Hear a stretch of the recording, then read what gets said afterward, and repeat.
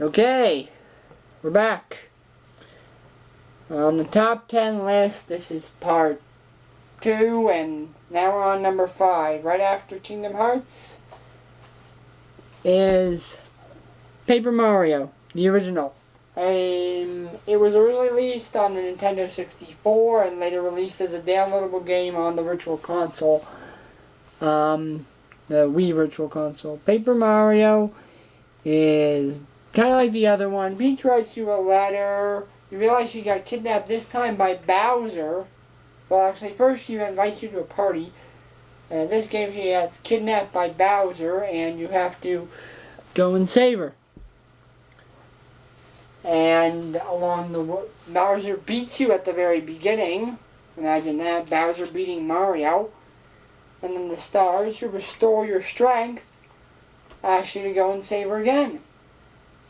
And the stars, you collect their true powers, and then you can create the star beam that can counteract the powers that made Bowser so powerful, the Star Rod.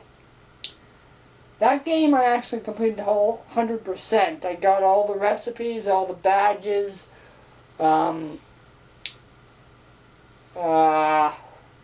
there's other things in there, all the star pieces, answered all of Chuck Quizmo's questions correctly.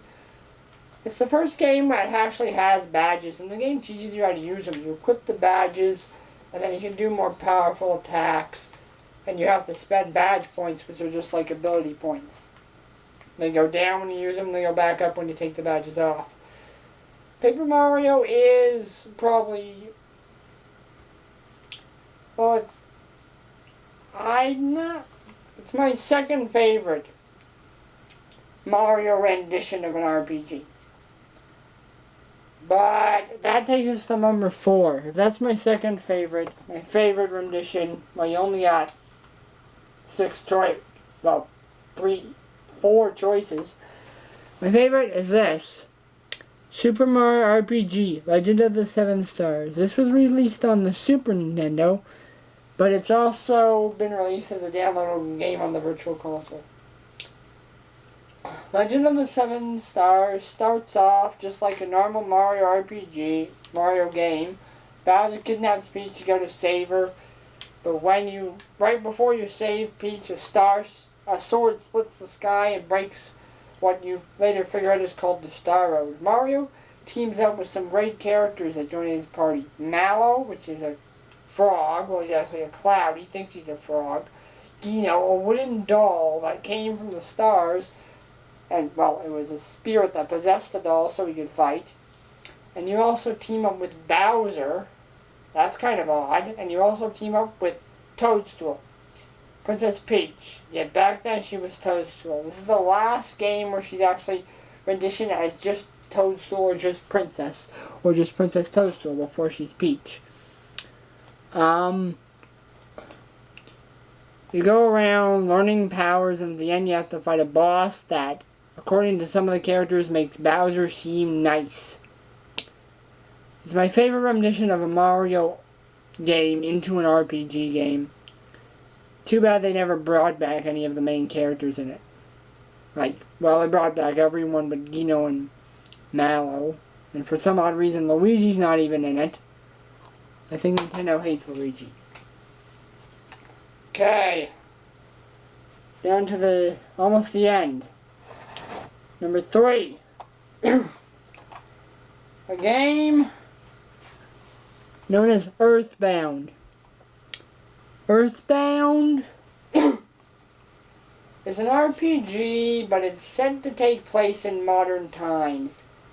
Instead of using swords, knives, staves, clubs, in Earthbound, each character has a weapon they can only use, a type of weapon they can only use, and a bunch of weapons everyone can use. The game you play as a kid named NES, which is Super Nintendo Entertainment System, only if you put the S at the end, SNES, so it's NESS. Well, you can name the kid whatever you want, but the first default name is NES. You go around trying to find these places known as your sanctuary. The game is pretty linear. It pushes you in the proper direction.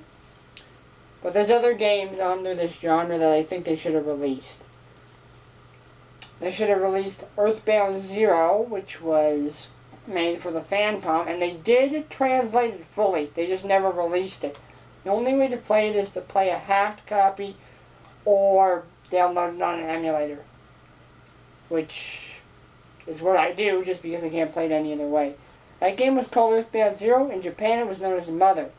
This game is known as Mother 2 here, and Mother 2 in Japan, and Earthbound here. Yet there was a third game, Mother 3, or Earthbound 2. And in Earthbound they actually talk about Earthbound 2, but they never released it. Earthbound 2, or Mother 3, is the game where Lucas is the main character.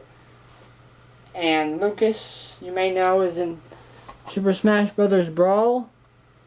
But other than that, I don't think we're going to see the game because it was a Game Boy Advance game and you can't play Game Boy Advance. They don't make any more Game Boy Advance. They may release it on collection or as a downloadable on the DSi. But other than that, I'm not sure how you're going to get it. So in Earthbound, Ness, the main character, his weapon of choice are types of bats: cracked bat, plastic bat, T-ball bat, sandlot bat. The girl who joins your party, her name is Paula. Her weapons of choice are frying pans,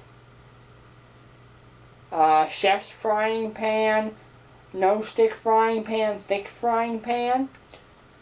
The genius that joins your party, his default name is Jeff. He uses types of guns that he builds. Pop gun, zap gun, baddest beam is one of his weapons. And the last guy who joins you, his name is Pooh. And it's spelled P-O-O. He joins your party. He fights pretty well, unarmed, but the best weapon he can have, and the only weapon that actually increases his attack, is the Sword of Kings.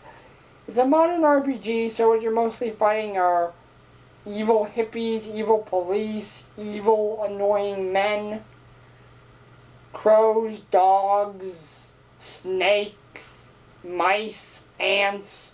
As you get farther in the game, you fight evil spitting robots and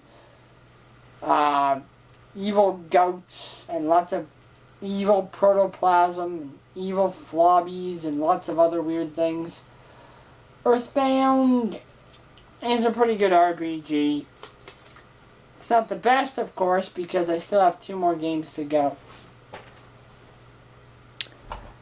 Next game was first released on the Super Nintendo, but I don't have that copy anymore. Talking about Final Fantasy IV. Final Fantasy II in Japan, but Final Fantasy IV. And Final Fantasy IV in Japan, Final Fantasy II on the Super Nintendo. Final Fantasy IV, Final Fantasy IV Advanced, and Final Fantasy IV for the Nintendo DS. Final Fantasy IV is the main character is a dark knight by the name of Cecil, and he realizes that his king has gone crazy and he tries to rally other troops to stop the king.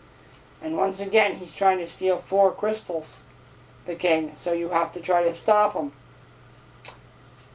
It is my favorite Final Fantasy game of the whole series, and the reason is, I think, because it's not too long and it's not too short. And even if you do all the side quests, it does make the game long enough for it to be totally enjoyable. Because all the side quests aren't that hard, and you can actually do them in the time frame you're given to complete the game before you get really bored. So that's Final Fantasy. All your characters that join your party already have a class, like a job. Cecil's a Dark Knight, Kane's a Dragoon, Rose is a White Wizard, or White Mage, or White Wizard. I have 1 more game, and I doubt I'm going to get to say everything I want to say about it in this top 10 list. So when we get to number 1, it will be in the next video. See ya.